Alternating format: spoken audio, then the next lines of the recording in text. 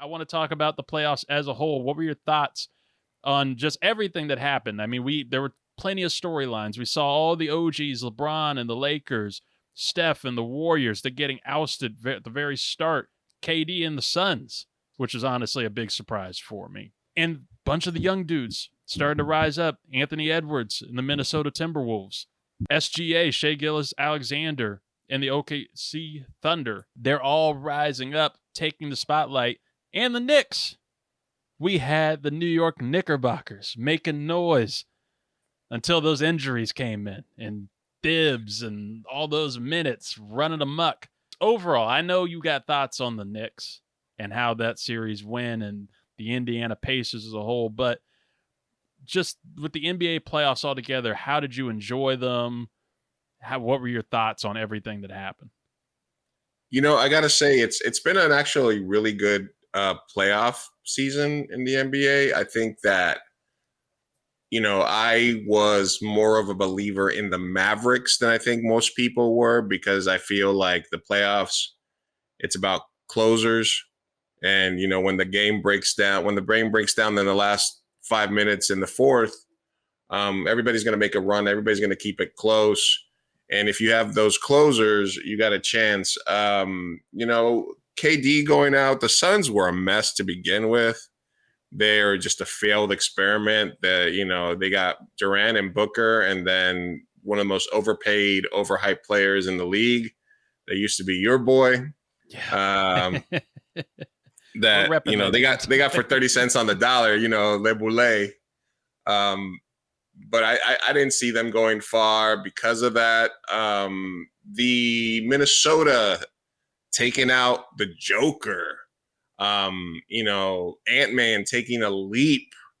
You know, we've been waiting for Jason Tatum to take that leap to the next level. And we were like, man, maybe Ant-Man's going to jump ahead of him. Ultimately, you know, the Mavs and Luka sort of stunted that. And I think that was the bit. I picked the Mavericks versus Minnesota because I was very impressed by Luka and the Kyrie rebirth. You know, he's not Hotep Kyrie anymore. He's point guard Kyrie again, which is good. And you know, in the East, you know, it was basically, can the one team that scares Boston make it to the Eastern Conference Finals with enough bodies left to do it? Because the one team that Boston did not want to play was New York. Right. From a defensive standpoint, they had the bodies to match up with Porzingis. And I think, you know, during the regular season, they played them tough, and just Thibs slowing down the game. I think Boston's weakness is their head coach and Porzingis' legs. And just, you know, the battle of attrition that was the body of a basketball player after 82 games, 3 playoff rounds, and countless Thibs practices, which ultimately took the toll. Josh Hart, OG. You know, obviously injuries are going to happen. Mitch, the center, he's hurt all the time. I'm not, you know, Julius Randle's injury. Somehow between Jalen, the big Ragu, Hart, and just Deuce McBride, the Knicks had enough to continuously pull that off. But at the end of the day, it was very hard for them. It was impossible for them to survive Indiana. You know, game 3 in Indiana was a turning point of that series and the season. If they would have gone up 3-0 in that series, they probably would have closed it out in 5, and then they could rest a little bit for Boston. But, you know, that guy whose name I can't remember and won't ever remember hits a miracle 3 where he fumbles it. Series goes 2-1. All of a sudden, you know, we got to sit here and get to a game 7 where Jalen Brunson's body just finally gave out on him. But as a Knicks fan, I'm incredibly proud of the team. I think it sucks when people are like championship or bust. It was going to be hard to win a championship this year. Right. It's going to be hard without Randall. When OG got hurt, he tried to come back, but it was going to be hard without him. But as a Knicks fan, I'm incredibly proud of the team, and Jalen Brunson's it goes up there as like a top 10 Knick for me. Some people they're putting it up even higher, like top 3, top 5, because he's such a beast. But I've seen a lot of teams. I'm very happy that he's our point guard, and he's our closer. And if he gets help and a healthy season, and the Knicks here's what the Knicks need to do, right? They need to trade Mitch's bum ass, who gets hurt every 2 seconds. They need to re-sign Hartenstein, who was a baller in the playoffs, proved his worth. I would like them to trade for Cleveland's Jared Allen as their backup center or starting center. I'd love to see him on the Knicks. And yeah, I mean, the thing about Donovan Mitchell, which everybody throws out there, or Mikal Bridges, or Towns, or KD I've heard about, is that, you know, when Melo came to New York, he did the wrong thing. He could have waited till the summer, being a free agent, signed a free agent contract. He wanted to come right away. He wanted to sign that 5th-year contract. And so we had to trade everybody in the reserves to get him. Mm-hmm. So if we have to trade Randall plus pieces to Cleveland plus all the draft picks to get Donovan Mitchell, then I don't want to see that. You know, a lot of these times, a lot of people are saying he's going to sign the contract, the extension with Cleveland, and then ask for a trade, which is kind of the same thing KD did with Brooklyn, the same thing Anthony Davis did, Zion, Zion signed it, but he didn't ask for a trade. So we're in this place where these guys want to get the contract with the team because they get the most money and then still ask for a trade. If Donovan's really about that life, about that New York life, because he's a Mets fan, he's a New York guy, then he needs to just play out his contract and sign as a free agent. The Cavs probably will trade him to the Heat or somebody else. He can go play there for a year, and hopefully he doesn't fall in love with LA or Miami and signs long-term there. If he really wants to be a Knick, he can do it. Brooklyn's not the same thing. They can trade him to Brooklyn. He can sign an extension there. He's not going to get to the Knicks. It's not the same. KD and Kyrie realize that playing in Brooklyn has nothing to do with being a New York baller. The Nets are never going to happen. Stop trying to make Nets happen.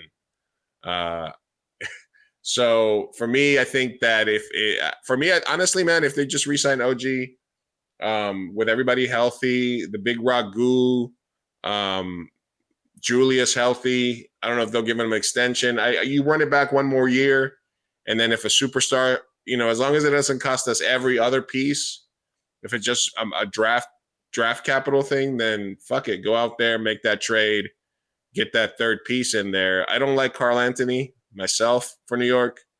I think he's soft. He's fucking soft to me. I think the New York crowd would eat him up. Yeah. That Knicks fan base, they would eat Karl Anthony Towns up. Yeah. I mean, honestly, I would take KD on a 1-year flyer if he was like, I want to get out of Phoenix. I would take KD and I'd give him all the draft picks, and send Julius Randle to Arizona. But Mikal Bridges would be nice to get that Villanova connection going. And I mean, like, that dude, Mikal Bridges is one of like the most durable he's the Iron Man of the NBA, playing nonstop. Tibbs has to be in love with him. Yeah. He has to be in love with the idea that he could play, because Tibbs plays everybody into the ground. I think that I personally still think that was a big issue, and the premier issue was just how many minutes. Like, I understand, I am not for, what do they call it, quality control, all that time of load management and taking all that time off and everything. But I do think that it's a lot of games. It's a lot of games. It's a lot of minutes. You got to, especially once you know that you're going to be in the postseason, because, I mean, seeding only matters so much to a point, right? Yeah. Especially with some of these teams. And so, like, you got to give some of these dudes the time to, like, just really just be set and be ready so that they don't fall apart. You can play them all the minutes you want once you get into the playoffs, but you got to get there first and have everybody, right. I mean, OG was starting to fall apart a little bit. You lost, and the biggest one, who you said, who was a dude that you guys lost like about a month before the postseason. Julius Randle, he was trying to come back. Yeah. It's a whole different series with Julius, and obviously with a healthy OG. Yeah. We were like, when we got OG, we went on an incredible run. We were like 16-2 with OG. He's a perfect Knicks player. What would be the worst player that the Knicks could possibly trade for? Kawhi Leonard. Yeah, But look, a lot of the thing is like they were talking about the NBA guys. Were talking about Charles Barkley was talking about they were playing him too many minutes, and then they were looking up the stats. Barkley with the Suns was playing like 44 minutes a game in the playoffs, like averaging. You know what I mean? So if Josh Hart is playing 47 minutes a game, there's a problem. I mean, I know there's a shorter rotation. We literally had like a 7-man rotation in like the most intense playoff basketball with Josh Hart playing the entire game. Josh Hart is worthy of wearing the number 3 for the Knicks. That's John Stark's number. He is worthy of number 3 because of his heart, because of his hustle, because of his attitude, because of his offensive rebounding for a short guy. He's worthy. But if we're playing him 48 minutes a game, there's a problem. We need to lengthen that rotation. We need to be 9, 10, 11 deep. When you're afraid to play the 8th guy on your bench because you have no trust in them.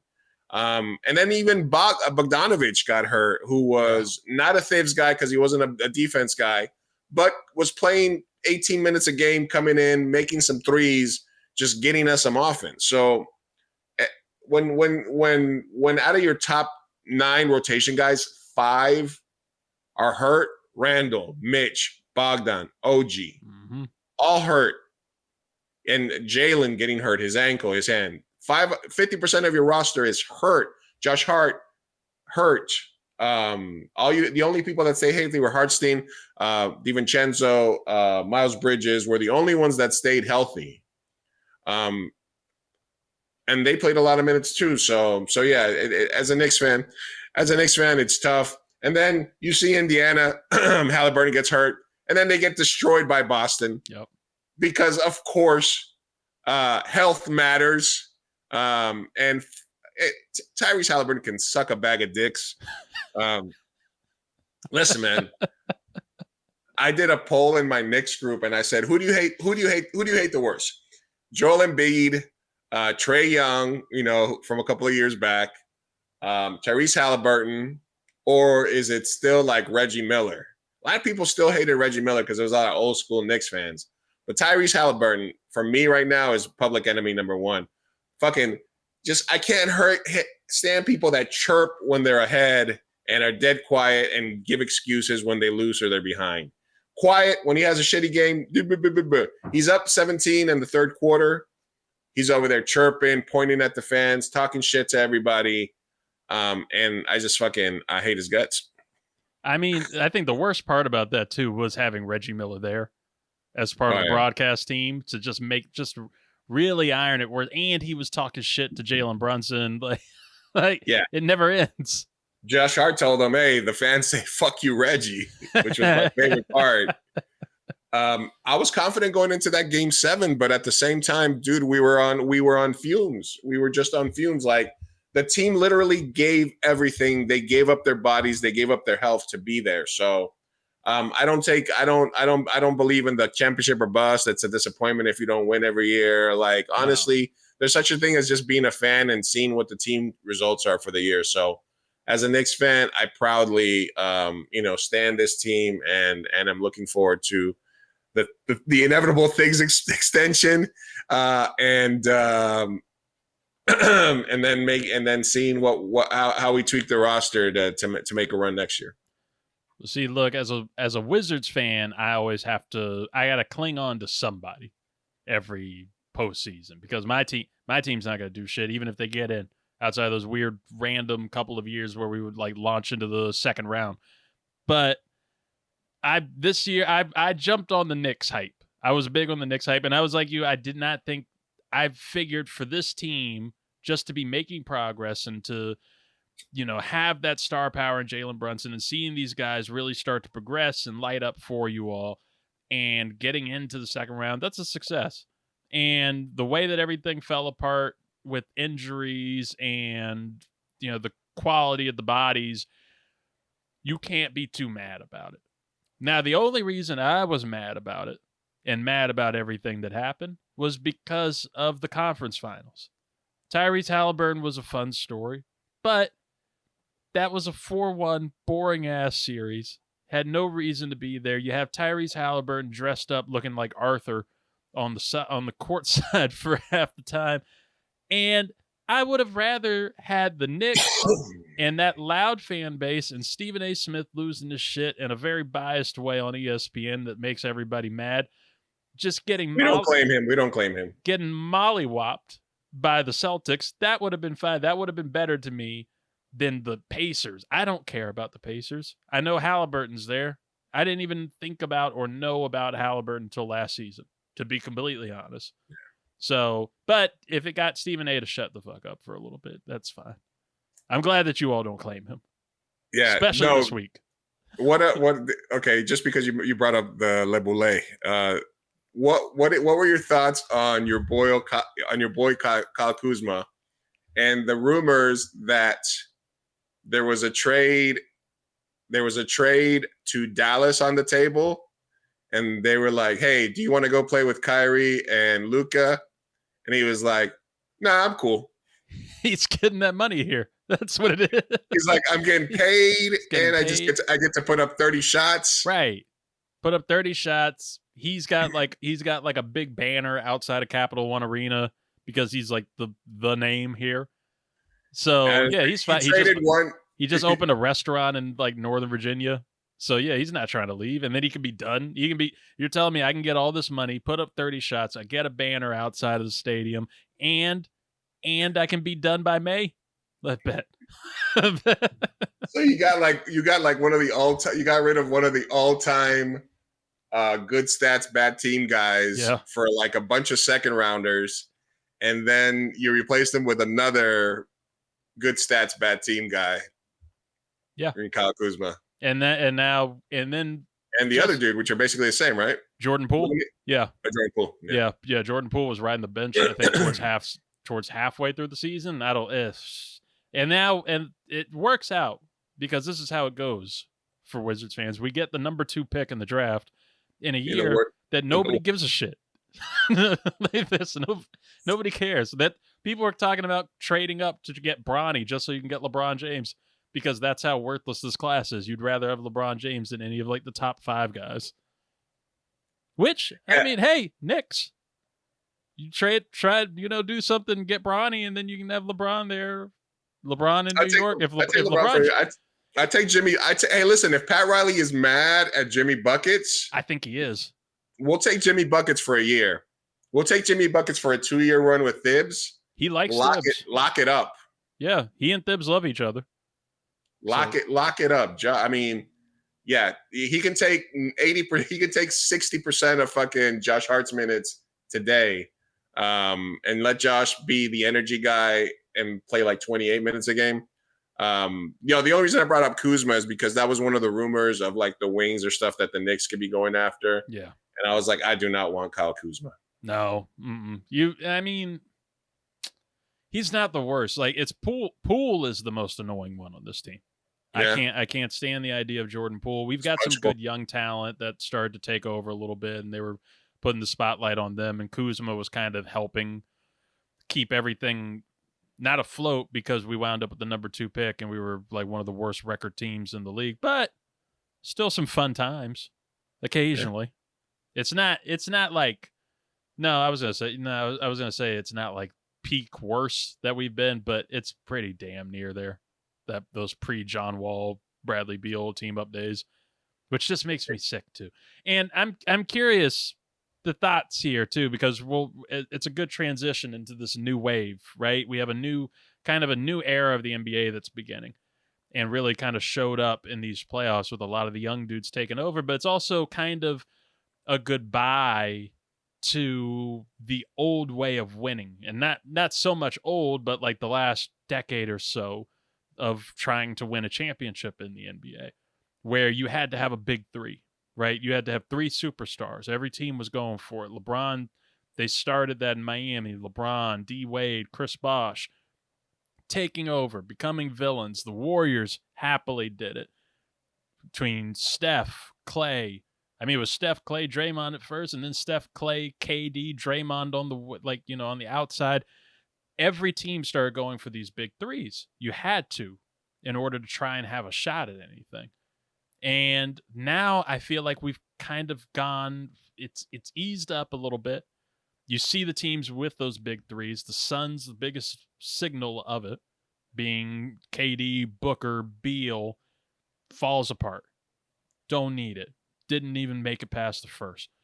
Now you've got the old Batman and Robin kind of style, I believe, where you have one superstar and one just, a really good player as his sidekick, and then, a good supporting cast. We got that Jason Tatum, Jaylen Brown in Boston, Luka, Kyrie in Dallas. And just throughout this, I mean, I guess you could make the same argument with New York, with Brunson and who was next? Brunson and OG, Brunson and Randall. Yeah, just some type of rotation, but that works to have that rotation there too. Minnesota, the Timberwolves, you had Anthony Edwards and Naz Reid. Yeah, it wound up being Naz Reid. It wound up being Naz Reid when you have fucking Rudy Gobert and Karl Anthony Towns disappearing on you. God, Joker and Murray was the kind of like the start, Yes, and I'm still hung up on just thinking about how bad it would be for Karl Anthony Towns' mental to be in New York. Oh my God.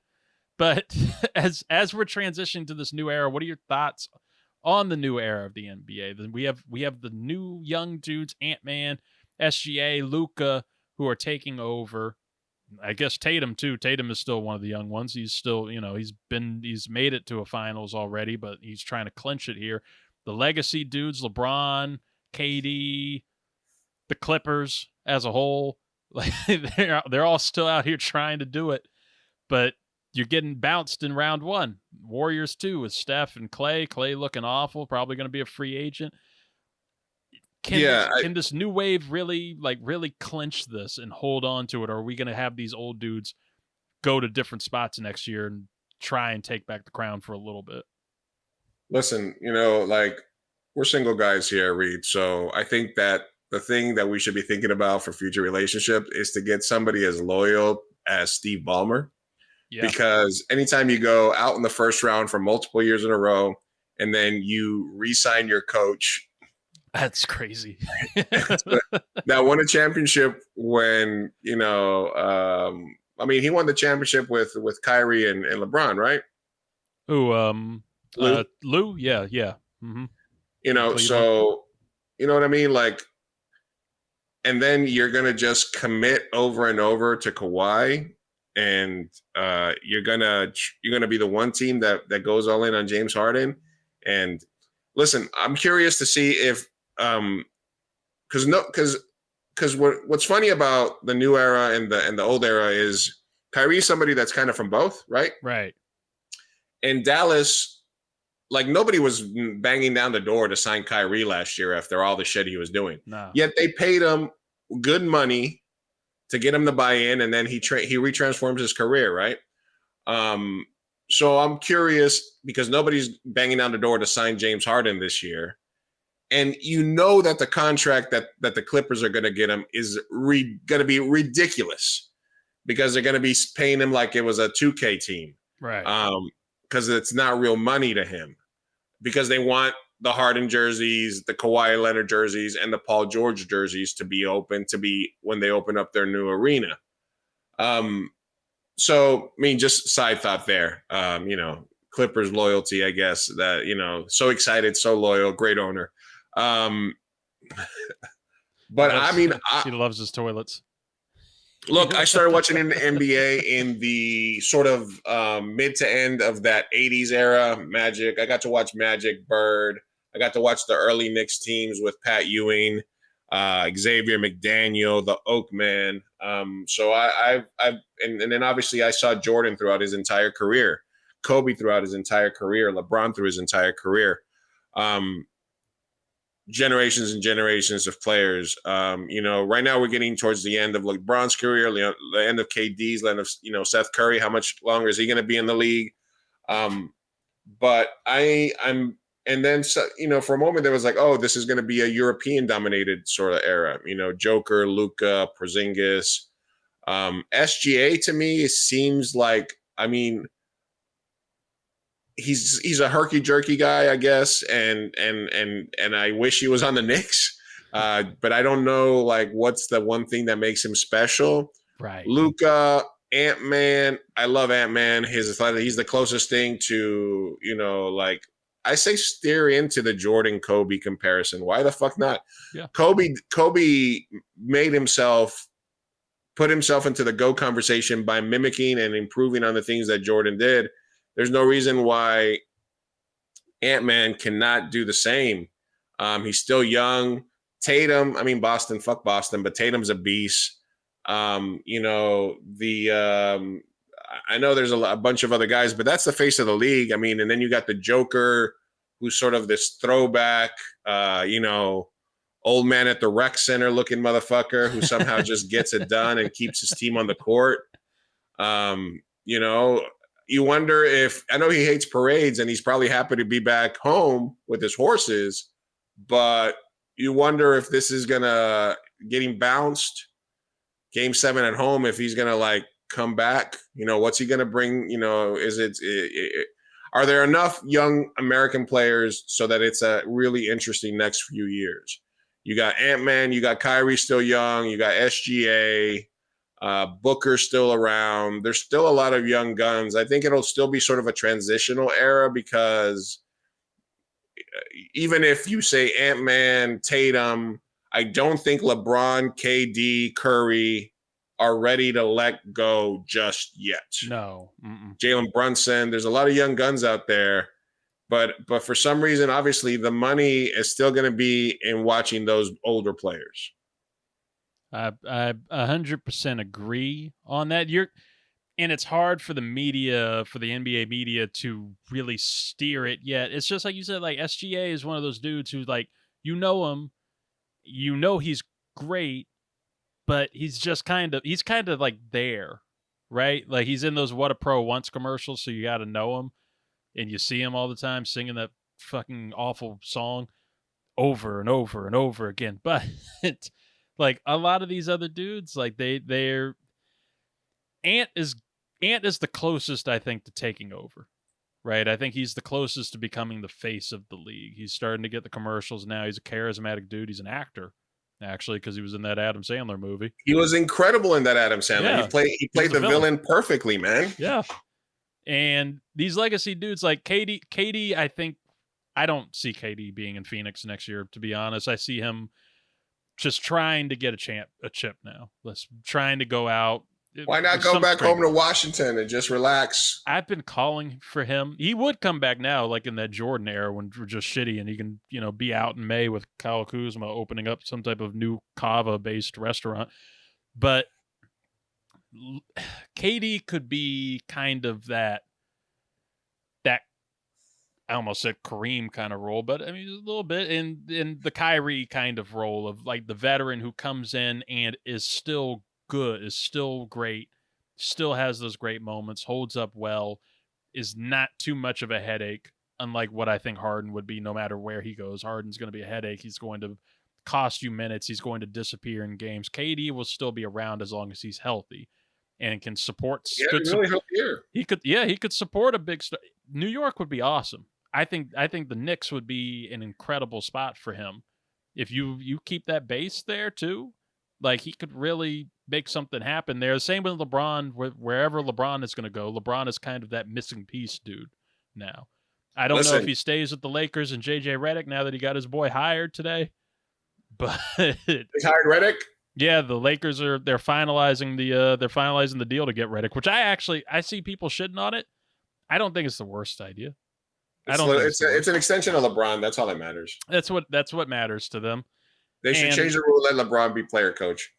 They might as well have done that for years. He used to just he would handpick dudes and then fire them mid-season. So, listen, Phoenix, Booker from Kentucky, Julius Randle, Kentucky. Yep. You send us KD, we'll send you Julius, Bogdan, and a bunch of draft picks that you need the salaries match up. We get KD for a year or two to play with Jalen. You get the same amount of production as Julius, and KD numbers are comparable. You get another 3-point shooter with Booker and the $50 million man out there. You guys might have something, and it's good for everybody. So, let's make it happen. Let me ask you a question, Reid, before I forget. Because my short-term memory is about to be affected. What is the most? What do you see more in terms of Wizards jerseys? Do you see more? Do you still see Jordan jerseys, or do you see Gilbert Arena jerseys, John Wall jerseys, or okay? I was about to say, yeah. No, it's a lot. I don't actually see a lot of Gilbert jerseys. I see them sell them a lot. It's I think mostly Wall jerseys. If you're going to see any Wizards jerseys around, if you're near like the stadium and people are going to games, a lot of Beals too, a lot of Bradley Beals. I don't actually see too many Jordan Wizards jerseys. I'm sure people still have them. I fuck with the Jordans jersey. Yeah. I mean, it's the third most desirable jersey besides the 23 and the 45 from Jordan, but right. But like, I mean, and if I had to go out and get one, I would probably, I wouldn't get anybody current, but I'd get like a Wall. I mean, John Wall is still looked at very favorably in DC. People loved him here. He was really part of the culture because he was really part of a time too when we had like the true like DC sports stars. It was him as the face of the Wizards, Bryce Harper as the face of the Nats. RG3 was a rookie with the Redskins, and then Alex Ovechkin with the Caps and everything. So they had like full murals of the four of them around as like a Mount Rushmore of current DC sports. So people love John Wall. It just ended badly, and he never had like ill will towards us. Bradley Beal is the one that people like. We could just kind of see like he was taking, especially once he took that contract extension and was just kind of using the team and. However the hell we got out of that contract and, turned it into, Russell Westbrook. No, we turned John Wall into Russell Westbrook. We turned Beal into just whatever. Bunch of twos. Yeah, a bunch of twos. But the John Wall to Russell Westbrook, there are some Russell Westbrook jerseys around. People enjoyed He's a Hall of Famer, though, man. Yeah, and he was fun. He was really fun here in DC. He was really fun. Like, what jersey I would rock the fuck out of as a Jets fan that I think I still might get is a LaDainian Tomlinson when he played for the Jets for a couple of years. That's a good one. I would love, because Tomlinson's a fucking Hall of Famer and he was a Jet. You know what I mean? Right. Like, and then there was who was the one Wizard? It wasn't Dwight Howard, I don't think. From whatever. This was from like mid 2010s, and it was John Wall, Bradley Beal. Yeah, I can't remember who that was. Porzingis play for you guys? We did have Porzingis last year. Last season. Yeah, before we traded him to Boston. Yeah, we traded him to Boston. Damn, it's going to kill me. I'll figure out who this dude was. Sean Livingston was fun. I just saw him on there. Paul Pierce. Okay. Paul Pierce is who I was thinking of. We did have Paul Pierce, and we had Paul Pierce hit this crazy shot because I think Bradley Beal was shit-talking. Somebody said he was going to make the shot and then missed it, and somehow Pierce got it back and hit the shot for us. And we'll always remember that. Like, I have nothing but good memories of Paul Pierce, that 1 year he was here. Man, fuck Paul Pierce, man. He stepped on a Jalen Brunson journey where he broke his hand and lost in Game 7. He's a classless piece of shit.